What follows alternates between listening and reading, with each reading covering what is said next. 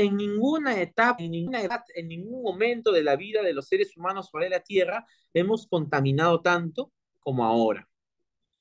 Hace 500 años, para tener un polo como este polo, había que coserlo a mano, tejerlo a mano, obtener la lana de forma natural y luego se podía hacer uno por día, pues, digamos, como ejemplo. Luego se inventó la máquina a vapor y luego se inventó la máquina textil. La máquina textil hace 300 años, no, hace 200 años, casi 300, podía hacer ya no uno por día, sino 20 por día. La industria ha mejorado y ahora puede hacer 1 millón de polos por día, por decirlo con un número. Estamos utilizando más recursos naturales de los que la Tierra puede producir. Recursos animales, recursos vegetales, recursos minerales. La Tierra está explotando sus recursos a un ritmo tan veloz que estamos depredándola. Y esa producción, ese consumo y ese enriquecimiento en base a los recursos son síntomas del sistema capitalista. Y a mí me da mucha gracia cuando se habla de desarrollo sostenible, porque ¿qué significa desarrollo sostenible? De acuerdo con el derecho internacional, desarrollo sostenible significa poder aprovechar los recursos inteligentemente en el presente para que subsistan en el futuro y alimenten a las próximas generaciones. Sin embargo, es medio paradójico, ¿no? Porque si decimos desarrollo sostenible, significa que hay una forma, solo que hay que encontrarla, hay una forma de hacer que el estilo de vida de los seres humanos ahora, en el año 2024, sea amigable con el medio ambiente. Yo honestamente cada día creo menos que haya una fórmula de encontrar cómo un modelo de éxito de desarrollo sostenible puede ser replicado a escala global. A escala local es mucho más factible, pero como para cambiar el rumbo del fracaso de los seres humanos en conservar la naturaleza, no. Eh, Algunos autores, sobre todo en ciencias sociales, nos dicen que estamos camino al abismo civilizatorio. Y estas dos palabras me gustan, abismo y civilizatorio. Empiezo por civilizatorio. ¿Qué significa civilizatorio? Significa que la civilización occidental, civilizatorio significa civilización occidental. Y abismo civilizatorio significa que la civilización occidental, con sus modos de vida, sus modos de consumo, sus modos de producción, ha fracasado. Ha fracasado el estilo de vida en el cual, no sé, ven a la televisión y vean Friends, no sé, vean un programa de los Estados Unidos o de Europa reciente, ese estilo de vida consumiendo productos de lujo, cambiando de ropa cada 3 meses, viajando regularmente, todos con un auto, a veces con dos autos, eh, digamos, consumiendo recursos de manera indiscriminada a cada momento, pero que parece glamour, pero en el fondo es un despilfarro tremendo de recursos, eso está llevando a la humanidad al abismo. ¿Por qué es interesante para este curso? Porque no hay un solo modelo de civilización en el planeta. Los pueblos indígenas tienen sus propios modelos de civilización y en un contexto de abismo civilizatorio, donde estamos llegando al punto de no retorno, las soluciones ya no vienen de quienes crearon el problema. En Europa, en Estados Unidos, en lo que se llama Norte Global, se creó la industria que contamina y ahora quieren crear también allí las respuestas. Lo cierto es que desde los países del sur global, los países que antes se llamaban subdesarrollados, Perú, América Latina en general, África, el sudeste de Asia, está diciendo, nosotros queremos ofrecer las respuestas desde lo que, por ejemplo, piensan los pueblos indígenas, cómo conservan los pueblos indígenas. Las prácticas de andenes que hacían los incas y que antes de los incas hacían los tiahuanaco en el Perú antiguo, ahora mismo se consideran una forma de sortear los problemas de falta de tierra. Los incas creaban tierra. La tierra se demora 30.000 años en formarse de forma natural. Para que el planeta genere tierra fértil se demora aproximadamente 30.000 años. Los incas lograron crear en décadas suelo fértil, donde no había suelo fértil, aprovechando las laderas de las montañas y la irrigación natural que tienen cuando llueve. Creaban tierras con roca. Esa tecnología ahora se está recuperando. Es mucho más sostenible que hacer plantaciones de palma aceitera como hacen en Ucayali, donde deforestan para consumir snacks económicos o para hacer para hacer algunos instrumentos de belleza, cosméticos.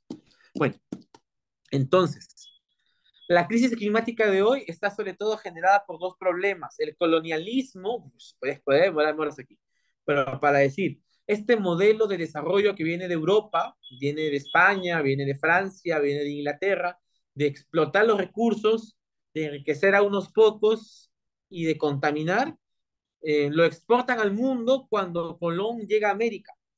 Esto es una cosa muy europea, ¿no? Solo pasaba en Europa. En otros lados del mundo tenían sus propias formas de vida.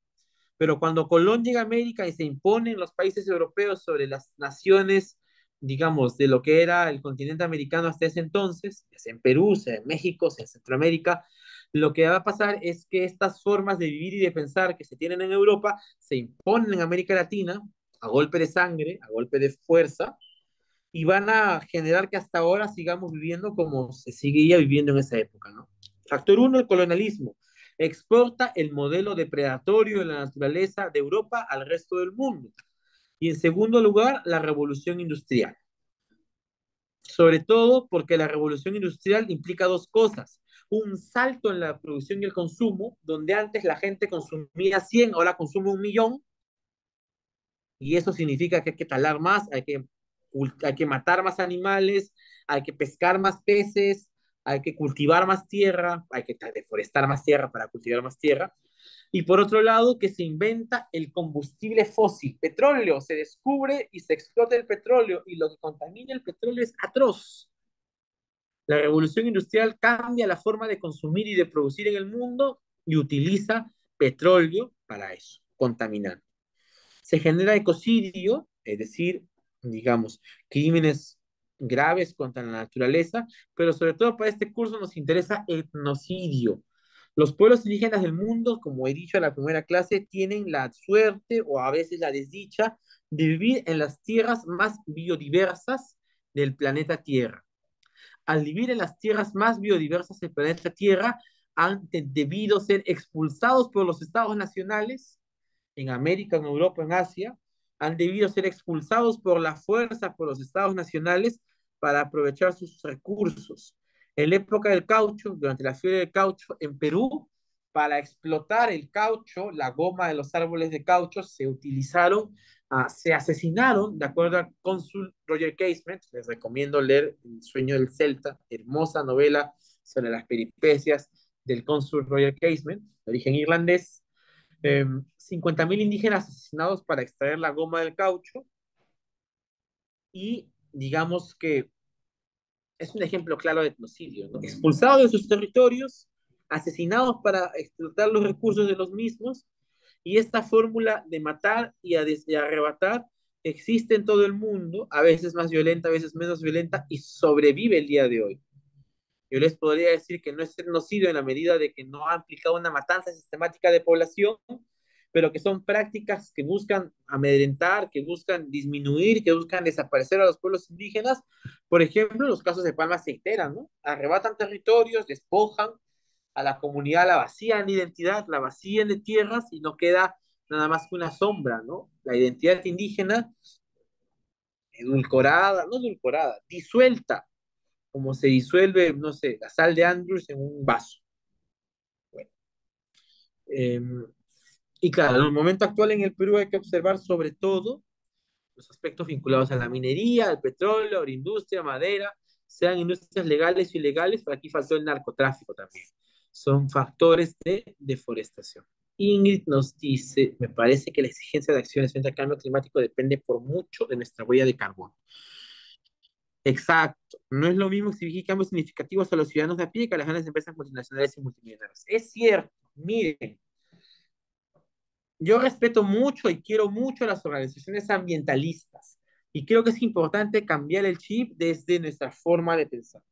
En unos días se va a desarrollar la hora del planeta. Me parece estupendo que tomemos conciencia sobre que cada uno contamina. Algunas familias, algunas personas contaminan más que otras. Por ejemplo, un comunero contamina poquito, pues en una chacra de 3 hectáreas para cultivar yuca y plátano, con las justas sale de la comunidad a la ciudad, y no utiliza ropa, pues de manera, cada mes me compro un pantalón nuevo y un polo nuevo y un par de zapatos. Es una huella de carbono bajita.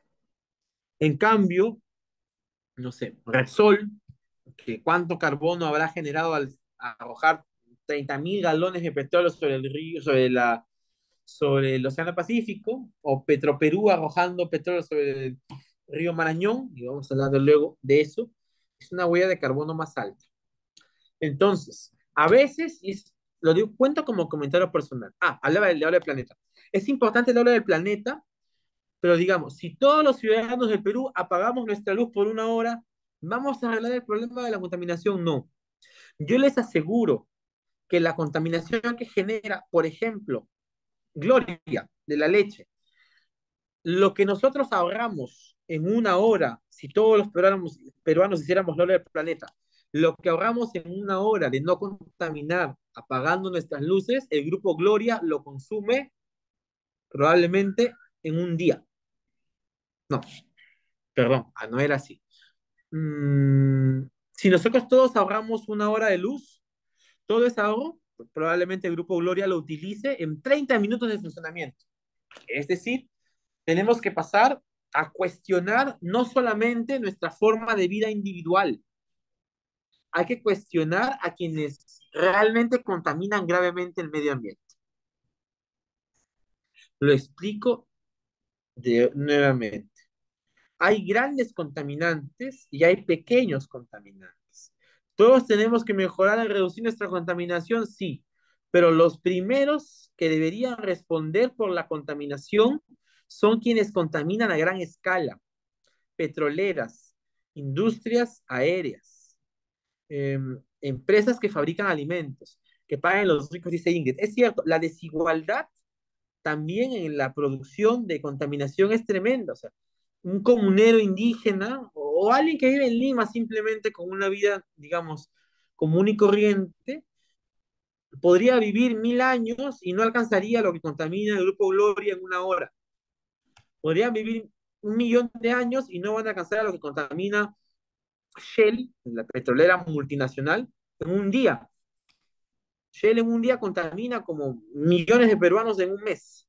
Entonces, lo que tenemos que hacer cuando hacemos este trabajo de cuestionar dónde está el problema, el cambio climático lo generamos todos, pero sobre todo los que más, digamos, los que más medios de producción poseen, o sea, los dueños de las fábricas, los dueños del gran capital, son quienes más contaminan.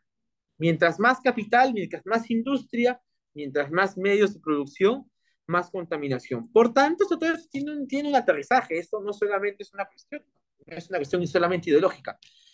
El derecho ambiental, por esa razón, tiene como principal preocupación sancionar las actividades de empresas, porque las empresas contaminan muchísimo más que las personas, sobre todo las empresas grandes. Por eso la fiscalización ambiental se dirige sobre todo sobre empresas de gran escala. Gracias, Ingrid, por el comentario oportuno. La contaminación es culpa de todos, pero sobre todo de quienes más contaminan, y quienes más contaminan son las empresas. Y las empresas multinacionales que producen bienes en todo el mundo, que explotan recursos de todo el planeta y que los transportan también a todo el planeta para ser consumidos. Ahora, el problema es la Amazonía. Todo esto que les he dicho tiene un impacto en el Perú, pero sobre todo en la Amazonía, que es altamente vulnerable al cambio climático. Entonces, los bosques tropicales del mundo son los que sostienen el clima del planeta. El planeta tiene su temperatura sobre todo regulada, pero los bosques tropicales, hay 4 tipos de bosques: tropicales, subtropicales, boreales y templados. No hay ningún bosque tan productivo que produzca tanto oxígeno y capture tanto carbono como los bosques tropicales. Los bosques tropicales están en el centro del planeta. Ustedes los pueden ver ahí. Están sobre todo en América del Sur, están en África y están en el sudeste de Asia. La región más rica del planeta en bosques es la Amazonía, que recubre el territorio de 9 países: Perú, Bolivia, Brasil, Colombia, Ecuador, Venezuela, Guyana. Son los países con Amazonía. Y allí se concentran la mayor cantidad de árboles que sostienen el clima del planeta.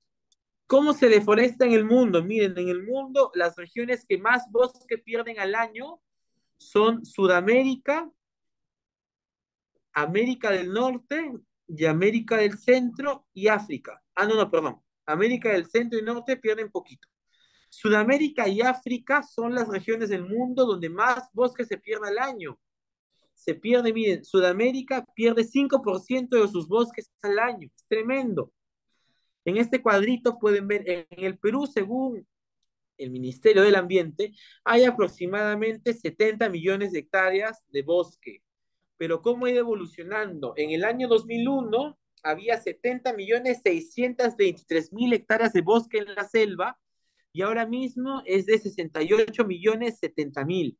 Miren, en 20 años hemos perdido 2 millones, no, 2 millones y medio de hectáreas de bosque. 2 millones y medio de hectáreas de bosque es tremendo. Es un territorio tremendo que se ha perdido a causa de el cambio climático y puntualmente de la deforestación. Aquí está. ¿Cómo ha sido esta pérdida de bosque? Miren, todavía las cifras están hasta el 2020, año de la pandemia. En el 2001 se perdieron 83 mil hectáreas. En el 2002, 79 mil. El ritmo estaba en menos de 100 mil. Miren cómo desde el año 2008, 2007, perdón, desde el año 2007 pasamos de un promedio de menos de 100 mil a un promedio por encima de los 100 mil y va en aumento. Hacia el año 2012 ya no estamos en 100 mil, estamos en 150 mil. Y desde el año 2020, año de pandemia, ingresamos a 203 mil hectáreas anuales de bosque perdido. ¿Cuántas, ¿Cuántos metros cuadrados hay en una hectárea? 10 mil. Así que multipliquen estos 2.636.000 hectáreas perdidas por 10.000 para saber cuántos metros cuadrados se han perdido. Miren, un ejemplo trágico es, antes yo para ir de Macicea a una comunidad que se llama Caimito, en el lago Imirí, en Ucayali, veías el camino arbolado, no árboles de diferentes especies, maderables y no maderables a ambos lados de la trocha.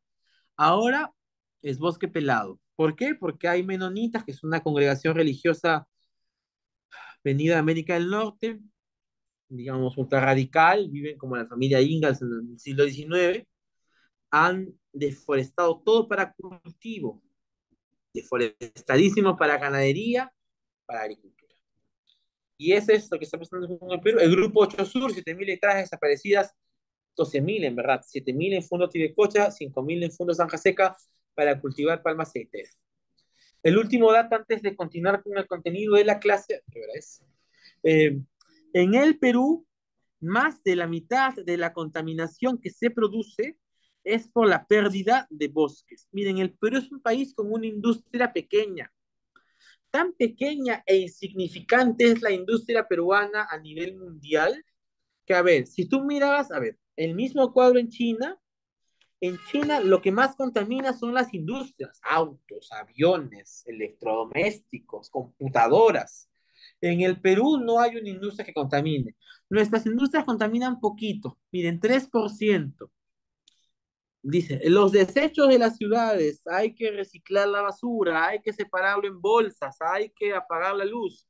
Los desechos en las ciudades y en el campo también, solo generan el 5% de los contaminantes que se usan en el Perú. La energía el 26%, eso es un poco más. ¿Qué es lo que más contamina en el Perú entonces? Si no, en el Perú no contamina tanto la industria, si no contaminan tanto nuestros desechos. ¿Qué contamina? Contamina el cambio de uso de suelo. ¿Qué significa el cambio de uso de suelo? Cuando hay un suelo forestal, suelo de bosque, y lo cambio para hacer suelo agrícola, o lo cambio para hacer suelo ganadero. Cuando yo destruyo el bosque y le cambio el uso al suelo para hacer otra cosa, sea agricultura, llámese ganadería, contamino, expulso contaminación al medio ambiente, expulso carbono al medio ambiente. El 51% del carbono que el Perú arroja al medio ambiente proviene de la tala. Mato el árbol, contamino. Más que, si queremos luchar contra el cambio climático en el Perú, no solamente hay que preocuparnos por los desechos o por la industria, hay que preocuparnos por conservar los bosques y sobre todo en el Perú están en la Amazonía. Al volver de la pausa, nos vamos a una pausa de 10 minutos, vamos a hablar sobre derecho ambiental en concreto, sobre el derecho al medio ambiente y vamos a hablar sobre derecho internacional del medio ambiente. Entonces, les decía, porque en un curso de pueblos indígenas vamos a hablar de derecho ambiental. Y les decía que, bueno, vamos a encontrar, como dijimos en la primera clase y repetimos hoy, que los pueblos indígenas viven en las tierras más biodiversas del planeta. Y al vivir en las tierras más biodiversas del planeta, lo que viene a pasar es que sus territorios son espacios de una alta importancia ecológica.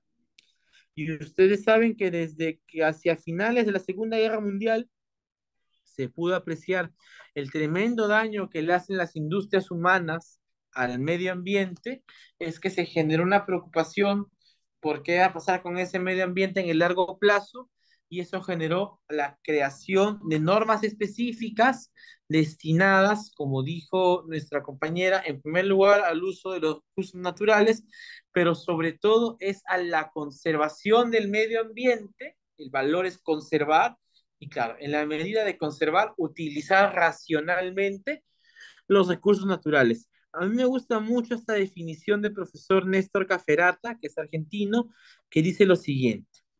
Es el conjunto de normas regulatorias. Bueno, hasta ahí todas las ramas del derecho son conjuntos de normas. Hasta ahí no hay novedad. Es el conjunto de normas regulatorias de relaciones de derecho público o privado. Esto quiere decir que yo le puedo exigir normas ambientales al Estado, pero también a las empresas. No solamente son para el Estado. En siguiente lado dice, tendientes a disciplinar las conductas en orden al uso racional y conservación del medio ambiente. Entonces, dice, es la rama del derecho que busca generar conductas o generar normas para el uso racional y la conservación del medio ambiente. En cuanto a prevención a daños al mismo, con el fin de lograr el mantenimiento del equilibrio natural, lo que redundará en una optimización de la calidad de vida. Ahora, esto tiene su truco, ¿no?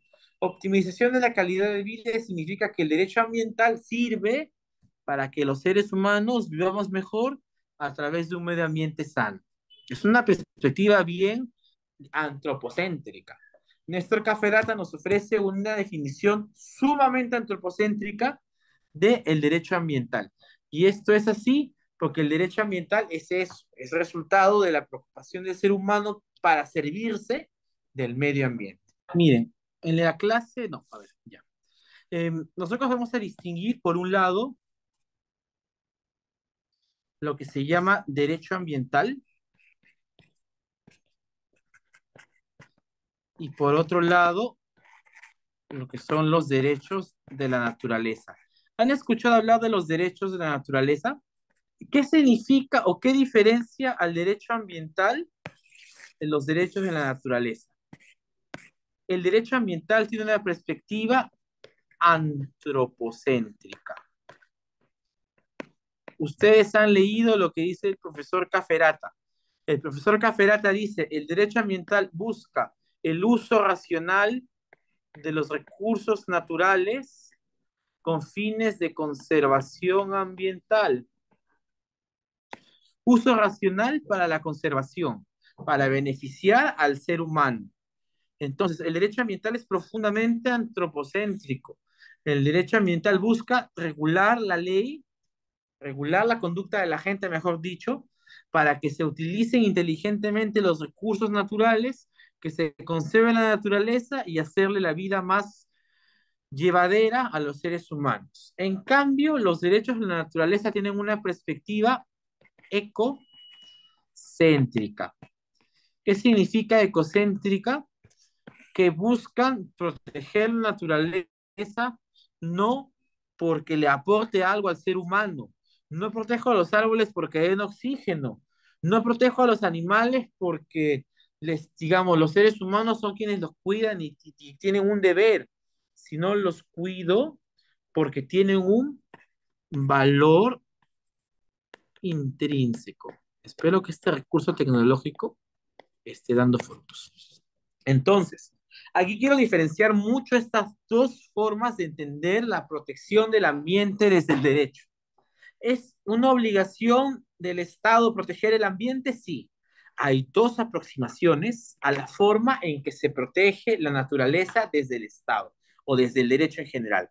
La primera es el derecho ambiental. El derecho ambiental es más antiguo.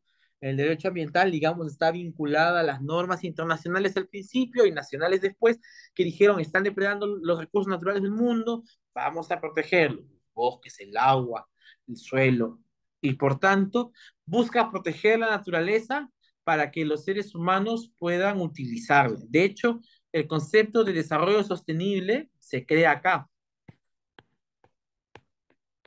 Acá se crea el desarrollo sostenible porque lo que se dice es hay que proteger el medio ambiente para que los seres humanos del futuro, para que las próximas generaciones lo puedan seguir utilizando. Sin embargo, los derechos de la naturaleza no es que surjan después, porque me da parte de ideas de pueblos indígenas que son mucho más antiguas, pero digamos que sí surge en el debate público mucho más recientemente, ¿no? Por ejemplo, en Ecuador ustedes saben que la madre tierra tiene derechos en la Constitución. Es el país más avanzado de América Latina para hablar sobre derechos de la naturaleza.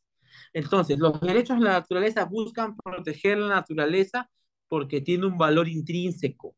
No la protejo porque ayuda a los seres humanos, no la protejo porque beneficia a los seres humanos, la protejo porque al fin y al cabo, no porque son importantes en sí mismas.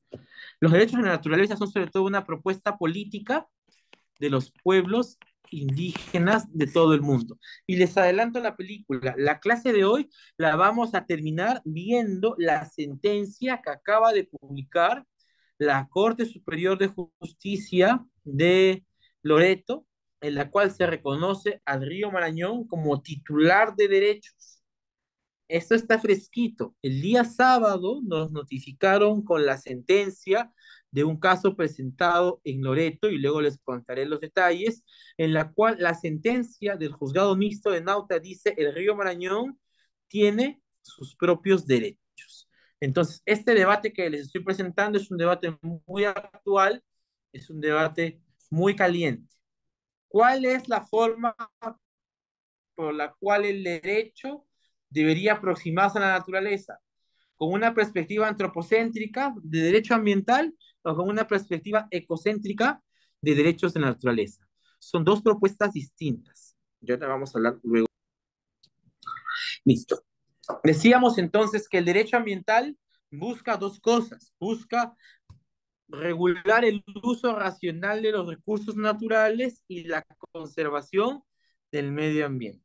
Sobre estos dos problemas, lo que se busca hacer es eso. Si esta rama es el derecho ambiental, lo que estoy marcando en el conjunto uno, y el conjunto 2 son los derechos humanos, hay un punto en que ambas se entrelazan. ¿Cómo se llama este punto donde se entrelaza el derecho ambiental con los derechos humanos? En el derecho humano al medio ambiente. ¿Gozar de un medio ambiente es un derecho humano? Sí. Todos los seres humanos tenemos derecho a gozar de un medio ambiente. Y ese derecho a gozar de un medio ambiente que está en el medio tiene desarrollo en el derecho ambiental y tiene desarrollo en los derechos humanos. Para propósitos de este curso, vamos a explorar qué significa el concepto del derecho humano al medio ambiente, pensando sobre todo en los pueblos indígenas. Entonces, el derecho ambiental y los derechos humanos se entrelazan en el derecho humano al medio ambiente. Y este derecho humano al medio ambiente lo tenemos todos, cualquier persona, natural, asociación, incluso empresas, todos tenemos derecho al medio ambiente. Puntualmente, los pueblos indígenas tienen derecho al medio ambiente por dos razones. Primero, por el derecho común que tienen todos a vivir en un ambiente sano, y segundo, porque tienen territorios con biodiversidad. Entonces, para ellos una afectación al medio ambiente es distinta porque no solamente tumbas el árbol, sino que tumbas el árbol que es su casa. Por tanto, es una doble afectación cuando hablamos de ambiente en pueblos indígenas. Muy bien. Regresamos a nuestra diapositiva. Entonces, eso que está allí es lo que dice la Constitución. Tenemos un derecho humano, las personas, a gozar de un medio ambiente equilibrado y adecuado al desarrollo de la vida. Lo decía en un taller hace unos días en una comunidad indígena. Qué bonito suena, hasta poético. Parece que los asambleístas se inspiraron. Miren, qué bonito suena, hasta poético, ¿no? Todos tenemos derecho a poder gozar de un medio ambiente equilibrado y adecuado al desarrollo de la vida. Qué lindo. ¿Se cumple? No se cumple. Pero digamos, la Constitución, formalmente hablando, reconoce el derecho al medio ambiente. ¿Qué necesitamos para que nuestros derechos se cumplan? Solo para rebobinar la idea. Decíamos que todos tenemos derechos, ¿cierto? Creo que lo dije en la primera clase. Todos tenemos derechos, derechos humanos, por el solo hecho de ser humanos. Los pueblos indígenas tienen además sus derechos colectivos, que también son derechos humanos, por ser pueblos indígenas. Recapitulando, aprovechando, decíamos que los derechos humanos surgen de la dignidad humana y los derechos de los pueblos indígenas surgen de la identidad indígena. ¿Hasta ahí estamos de acuerdo? Eso hablamos hoy también al principio. Los derechos humanos responden a la dignidad y los derechos colectivos, que también son derechos humanos, responden a la identidad indígena. ¿Qué necesitamos para que, gracias Joseph, cómo hacemos para que se cumplan los derechos en el Perú? Miren, sobre todo para quienes han estudiado derecho, hay que entender, miren, que los derechos se cumplan es una aspiración. Y lamentablemente las aspiraciones no necesariamente se cumplen. Pero hay una estrategia de 3 puntos que nos puede ayudar a conseguir que funcionen los derechos. Primero, las leyes o el marco normativo en general, porque no solo son las leyes. Para que los derechos se respeten necesitamos marco normativo. En segundo lugar, para que se respeten los derechos necesitamos instituciones. Y por último, necesitamos procedimientos. Esto vamos a profundizarlo en la última clase. Se necesitan leyes, por ejemplo, para que si yo haga una consulta previa, necesito acá mi convenio 169 y mi ley de consulta previa. Muy bien. ¿Vas a tener el derecho para que se cumpla? No. Instituciones. ¿Qué instituciones? El Viceministerio de Interculturalidad, la Defensoría del Pueblo o la que se llama el ente promotor. ¿A quién le voy a pedir? A quien promueve el proyecto. Tenemos que tener instituciones. ¿Y qué pasa si ellos tres no cumplen con lo que dice el derecho? Entonces yo tengo mecanismos administrativos para que cumplan. Y si no funcionan los administrativos para que cumplan, tengo mecanismos judiciales para que cumplan. Y de en paralelo tengo herramientas políticas, ¿no? Una protesta, tengo mi huelga de hambre, tengo, no sé, herramientas ciudadanas, prensa, para que obligarlos a cumplir. Entonces, los derechos en el Perú se podrían cumplir de mejor manera utilizando las leyes, pero si no funcionan las instituciones, pero si no funcionan los procedimientos. No les garantizo que arregle el problema, pero estos 3 elementos pueden ayudar. Y de hecho es el trabajo de un abogado conocer estas 3 herramientas. Así le aconsejamos bien a las personas que nos piden ayuda. Entonces, todo esto para regresar a nuestra diapositiva y decirles que lo que dice aquí la Constitución, hay forma de hacerlo cumplir por las buenas o por las malas. Y por las malas, por lo general, es por la vía judicial, porque viene a ser la sanción que establece el Estado, legalmente hablando, para que todos cumplan con la norma.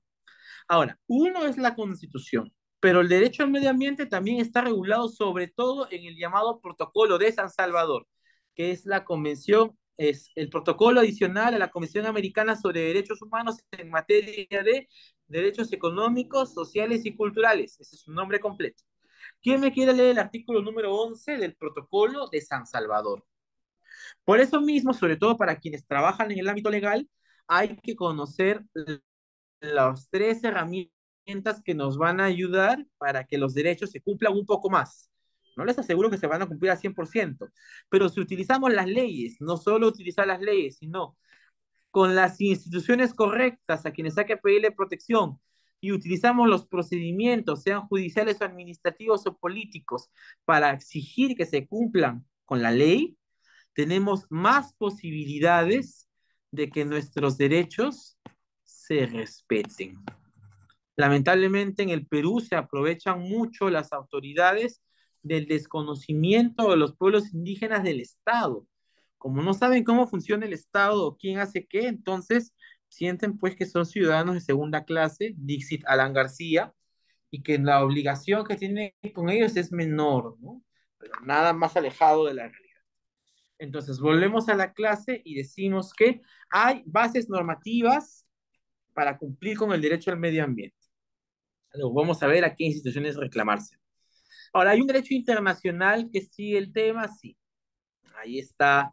Desde 1972, la Conferencia de Naciones Unidas sobre el Medio Ambiente Humano, marco de la Convención Marco Climático, protocolo de... Por ejemplo, en Kioto surge el tema de bonos de carbono. Para quienes saben, luego vamos a hablar de este tema. En el 72 se emite la Unión de Brundtland, que es donde sale el concepto de desarrollo sostenible, las primeras preocupaciones mundiales por el tema. En Minamata se regula todo el tema de los metales pesados en las personas que las matan. Escazú, que es lo más actual, que regulaba protección a defensores ambientales y que en Perú no se aprobó. Bueno, un poquito de Escazú, no vamos a profundizar en esto, pero su importancia venía porque era el primer tratado regional, o sea, a nivel Latinoamérica, que es estrictamente ambiental. No teníamos un tratado ambiental, solamente un poco del protocolo de San Salvador, el artículo 11, pero no teníamos un tratado, de hecho no tenemos en el Perú un tratado ambiental, así digamos, de este corte. Y el primero en el mundo tenía contenido sobre acceso a la información ambiental, participación pública en procesos de toma de decisiones ambientales, acceso a la justicia en asuntos ambientales. Todo esto el Congreso lo vio y dijo: no afecta a la soberanía, no va a dividir al país, y no lo aceptaron, lamentablemente. ¿Esto quiere decir que no vale? No. Varias cosas que han dicho aquí, la Corte Interamericana las va diciendo en sus sentencias. Y como vimos la clase pasada, las sentencias de la Corte Interamericana son de cumplimiento obligatorio en suelo peruano. Ahora, regresando un poco, vamos a empezar con lo que dice la Constitución. La Constitución habla del derecho a un medio ambiente sano. Ahora, regresamos a nuestras formas. Decíamos la primera clase o la segunda, que todos los derechos fundamentales tienen un contenido. ¿Este es mi derecho fundamental o derecho humano? Es, para efectos de esta clase, lo mismo. Los derechos tienen un titular, que es la persona que posee el derecho, tienen un sujeto obligado a cumplir con el derecho y tienen un contenido. ¿Quiénes tienen derecho al medio ambiente? Vamos a ser rápidos. Todas las personas.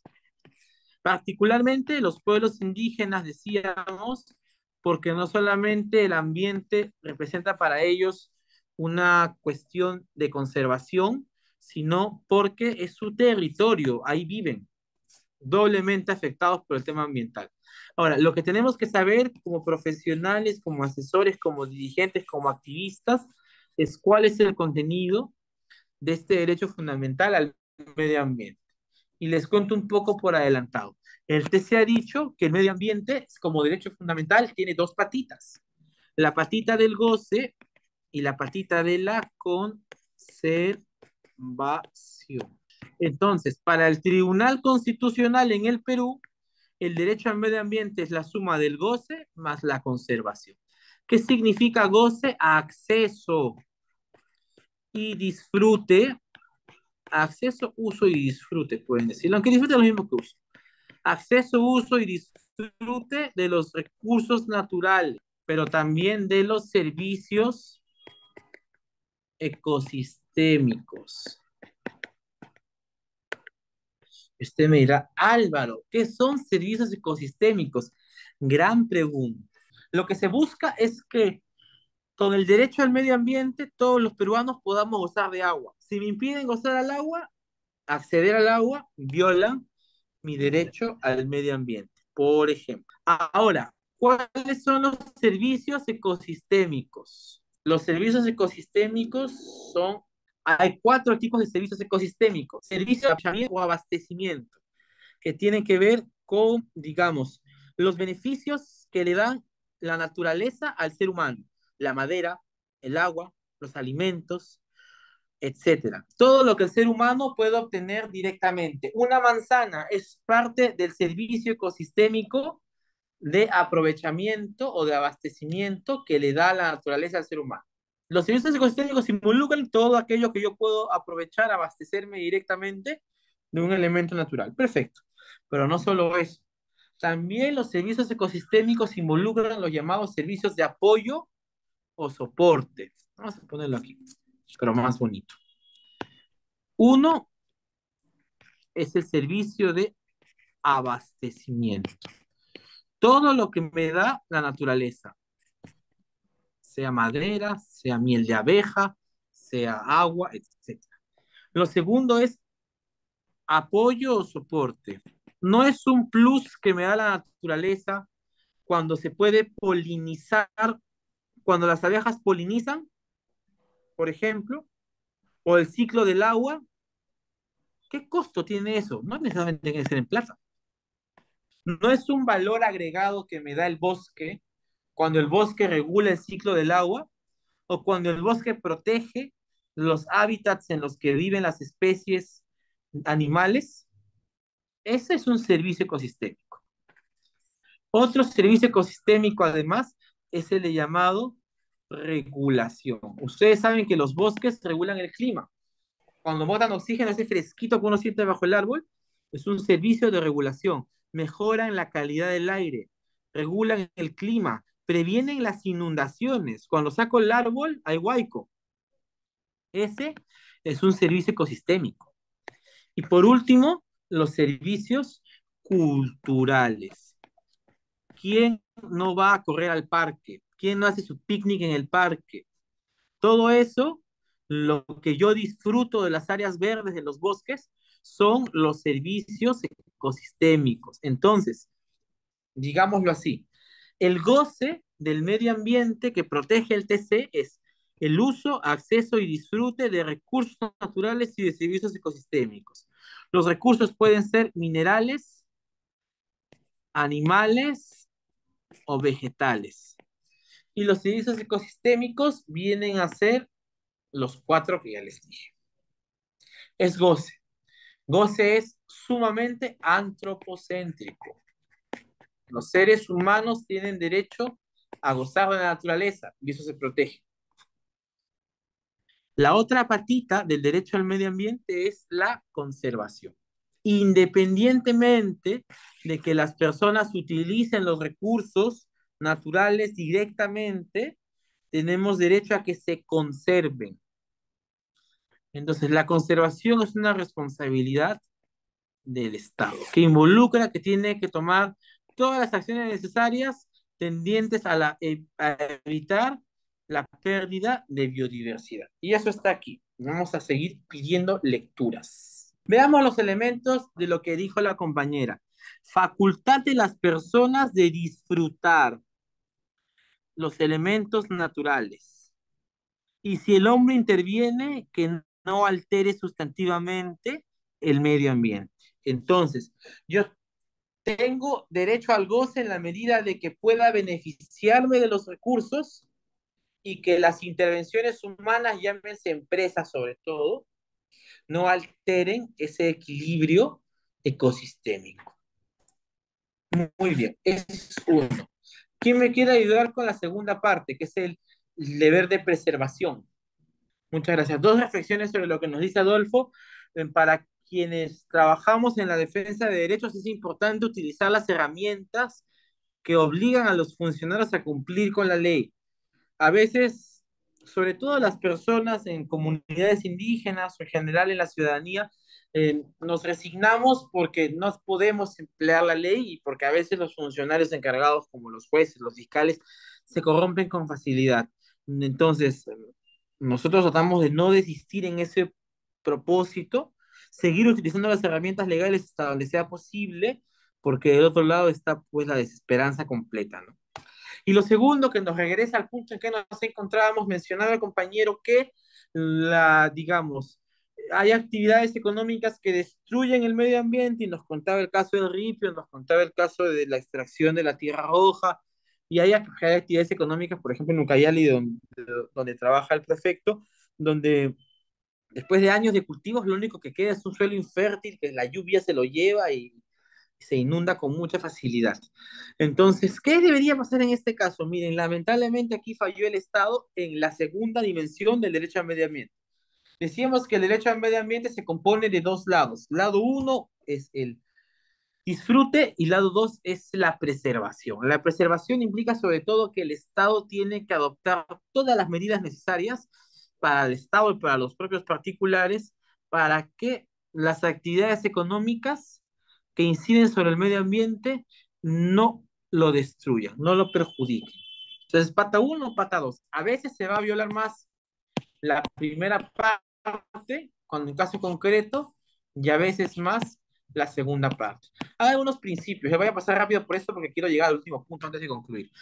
Algunos principios que rigen lo ambiental que nos van a ser útiles. Por ejemplo, conservación ambiental, bueno, desarrollo sostenible ya dijimos, ¿no? Que lo que hay ahora quede para el futuro de tal manera que las generaciones por venir puedan disfrutar de los mismos recursos que nosotros. Eh, Prevención y precaución, me voy a detener en esto. La prevención significa que cuando yo tengo información científica que dice que una actividad económica puede generar un daño ambiental, si está comprobado que mi emprendimiento petrolero, que mi emprendimiento de palma aceitera, que mi emprendimiento de minería va a generar un daño a un río, a una laguna, a un bosque, yo tengo la obligación de parar. El Estado puede pararme por principio preventivo. Y si no hay certeza, ese doctor, eso no es posible de afirmar sin un informe y un informe es difícil de conseguir. Pero hay indicios razonables, técnicamente hablando, que dicen que es posible, ya no que es, sino que es posible un daño ambiental, obviamente sobre base científica. Si es así, no aplica el principio preventivo, sino el principio precautorio. Y el principio precautorio significa que aun cuando no haya certidumbre científica sobre la posibilidad de daño ambiental, el Estado está en la obligación de suspender proyectos económicos, porque no se puede poner en riesgo, porque ya no hay vuelta atrás. Una vez que se hace, ya no hay vuelta atrás. Y no es pues un emprendimiento, una bodega o un supermercado, son emprendimientos que ponen en peligro el ecosistema. Esos son los más importantes de los principios que vamos a mencionar el día de hoy. Eh, Esto es desarrollado el TC y estos vienen de Derecho Internacional. Verán que hay algunos mucho más avanzados. Caso Chunya, ¿no? Para quienes son de Ucayali, este era el bosque de la comunidad en el 2010. Miren, todo tupidito, parecen nubes verdes. Y aquí, vaya a agrandarlo. Puntitos, parcelitas, parece Pac-Man, bosques artificiales de palma aceitera. Miren, hablábamos de servicios ecosistémicos. Este bosque, el bosque de la mano, bueno, para ustedes, bueno, el bosque del 2010 brinda todos los servicios ecosistémicos del mundo. Sin embargo, el bosque el año 2015 es un bosque que casi no brinda servicios ecosistémicos. En ese bosque no hay biodiversidad, en ese bosque no se regula la calidad del agua, en ese bosque no se regula la calidad del aire. Es un bosque artificial de forma etcétera, pero sí que produce mucha plata a sus dueños. Bueno, las instituciones ambientales. Aquí me hubiera gustado detenerme, pero vamos a avanzar muy rápidamente. Para articular la conservación ambiental, en el Perú existe la Política Nacional del Ambiente y el ente rector es el Ministerio del Ambiente. Y se compone de 5 grandes piezas. Evaluación de impacto ambiental, que es, digamos, todo lo que tiene que ver con la aprobación de proyectos nuevos que por su envergadura pueden causar impacto ambiental. Si es un impacto, digamos, un impacto profundo o si es un impacto leve, depende si es que yo necesito autorizaciones más o menos complejas. La evaluación y fiscalización ambiental, que tiene que ver con todo el tema de cuando yo cometo una infracción, cuando yo meto la pata y violo una norma y perjudico el medio ambiente, Viene el órgano evaluador, que es el OEFA, Organismo de Evaluación y Fiscalización Ambiental, e interviene para sancionar. El órgano del Sistema Nacional de Información Ambiental, que es más sencillo, no tiene que ver con difundir, sistematizar toda la información disponible en tema ambiental para la prevención y para la generación de conocimientos. Por otro lado, gestión de recursos hídricos, el agua se maneja por sus propias reglas, se maneja por reglas diferenciadas. Y por último, las áreas naturales protegidas por el Estado. Son aquellas reservas de biodiversidad en las cuales el Estado, digamos, prohíbe cualquier tipo de actividad económica y las destina exclusivamente a fines de conservación. Bueno, esto tiene un montón de cuadros, aunque no parezca, el sistema es complejo. Pueblos indígenas y justicia ambiental. Que todos queremos proteger el medio ambiente, no hay nadie que nos diga que no. Proteger el medio ambiente es importantísimo. Ahora, en el Perú en la práctica ocurren tensiones entre la protección del medio ambiente y los derechos de los pueblos indígenas. ¿Dónde ocurren estos conflictos, estas tensiones? Por ejemplo, para quienes están en Ucayali recordarán el famoso caso Caimito, el ACR Miría. ¿Qué pasa en el ACR Miría? En el ACR Miría se creó en el año 2010 un área de conservación regional que conserva los bosques a costa de recortar los derechos de los pueblos indígenas. No pueden pescar, no pueden cazar, no pueden utilizar la madera porque todo es delito. Sin embargo, la conservación que hace el Estado es mediocre. Entran pescadores ilegales, entran narcotraficantes, entonces ni logra conservar el Estado y maltrata a quienes han vivido milenariamente y han ayudado a conservar ese espacio. Entonces, esa es nuestra primera y más grave tensión entre pueblos indígenas y ambiente. Hay discriminación en el reconocimiento y ejercicio de los derechos territoriales indígenas en espacios de relevancia ecológica. En espacios con relevancia ecológica, como por ejemplo las áreas naturales protegidas, hay discriminación a los pueblos indígenas. No se puede tener propiedad, pueblo indígena no puede tener propiedad en espacios donde hay áreas naturales protegidas, a pesar de que los pueblos son más antiguos. La cesión en uso, lo que les decía, más allá, incluso si no hay área natural protegida, incluso si no la hubiera, perdón, en el Estado hay una predilección por, digamos, conservar a cualquier costo. Y por tanto, a los pueblos indígenas solo se les da el derecho de uso. Y esto conlleva el tercer problema. Conozco personas que han sido denunciadas por pescar más de lo que establece como límite el área de conservación regional. Personas que han sido detenidas por talar un árbol para hacer su canoa. Es un problema. El segundo es el despojo de territorios indígenas y la promoción de actividades económicamente peligrosas, económicas ambientalmente peligrosas. No se titulan comunidades y como les decía, las comunidades no solo son propiedad indígena, sino que son parte de la naturaleza y, digamos, elementos importantes, diría yo, críticos del ecosistema. Y para algunas empresas es muy sencillo tener derechos sobre la tierra y para las comunidades puede tardar décadas. Barreras de acceso a la justicia ambiental, cuando hay procesos ambientales, se terminan archivados porque el fiscal no pudo hacer la diligencia, porque el fiscal no pudo reconocer el DNI, porque los denunciantes no pudieron ir a declarar a la fiscalía o al Poder Judicial, o los denunciados. Hay muchas barreras. Y la impunidad, ¿no? Que puede ser administrativa o que puede ser judicial. Quiero terminar la clase hablando de derechos de la naturaleza. Felizmente ya lo adelanté. Hay una mirada ecocéntrica que se opone al antropocentrismo. Decía el compañero, ¿quiénes deben liderar los derechos de la naturaleza? Miren, para no contarles la película porque ya estamos sobre la hora, digamos, hay algunos países donde se ha reconocido esto en constituciones o en leyes. Ecuador, por ejemplo, con su constitución, artículo 71, que habla de la Pachamama. En Bolivia, ley orgánica de derechos de la madre tierra. En Nueva Zelanda, el río Teagua, Tupúa, también tiene derechos. En algunos lugares, los derechos de la naturaleza se han conseguido por vía jurisprudencial. En Colombia, el río Atrato. En la India, el río Ganges y el río Yamuna. En la India, los animales, todos los miembros del reino animal. En Pakistán, por ejemplo, los animales de un zoológico. Y lo más reciente, miren, esa es una captura del Diario de la República. Esto es del 19 de marzo. ¿Qué día es hoy? 20 de marzo. 21, ¿no? 20. Es fresquito, del fin de semana. El Perú se suma desde el día de ayer a la lista de países en el mundo que reconocen derechos de, digamos, elementos de la naturaleza. En Perú ha sido el río Marañón. El río Marañón ha sido declarado sujeto de derechos por el juzgado mixto de Nauta. A la pregunta que tenía el compañero, miren, antes de contarles la película de cómo esto llegó a ser realidad, así como en Colombia se reconoció al Ría Trato como sujeto de derechos y se conformó una asociación de Estado, pueblos indígenas y ONGs responsables de la conservación.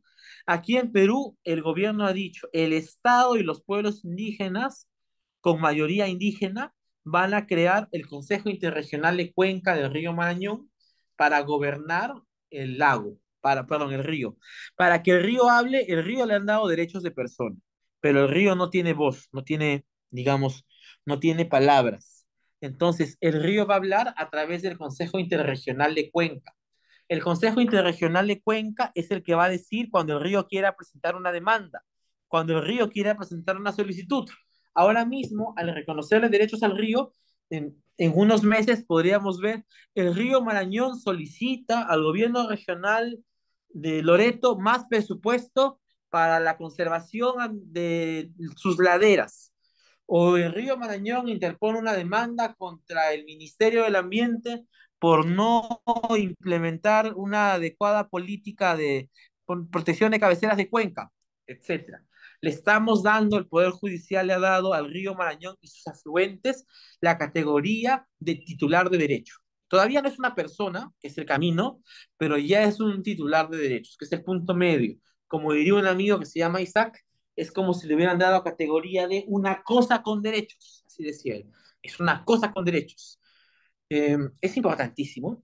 Le hemos dado personalidad jurídica a un río y eso ha sido posible gracias al trabajo de las mujeres Cucama. La Federación Huaynacana Mataguara Cana, que es de las mujeres Cucama de Loreto, presentó una demanda contra Petroperú, el Ministerio del Ambiente, la Autoridad Nacional del Agua, el Ministerio de Energía y Minas, el MIDAGRI, y el Gobierno Regional de Loreto, diciendo, diciendo que los derrames de petróleo habían contaminado el río a un punto muy peligroso y cerca de ser irreparable. La única forma de proteger al río es dándole voz como sujeto de derechos. Eh, y le ha dado una serie de derechos, no todos los derechos, le ha dado derecho a fluir para garantizar un ecosistema saludable, derecho a brindar un ecosistema sano, derecho a alimentar y ser alimentado por sus afluentes, derecho a la conservación, derecho a restaurarse y derecho a la protección. Esos derechos le ha dado al río Marañón. El Perú se suma a la lista de países del mundo que protegen elementos de la naturaleza dándoles personalidad jurídica. Ahora, esta es una décima instancia, van a apelar, se puede discutir, se puede caer, pero el precedente ya existe. Y eso es de suma importancia en el Perú. Entonces, a la pregunta, es un equilibrio entre el Estado y los pueblos indígenas, las organizaciones sociales que tienen que gestionar este reconocimiento como derechos de la naturaleza.